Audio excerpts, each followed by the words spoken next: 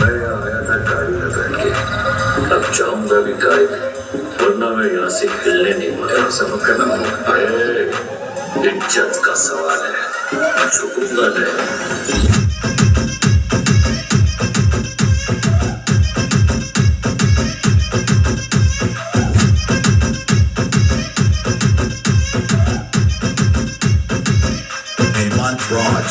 जिस दिन से मैं पैदा हुआ उसी दिन से लोग मेरे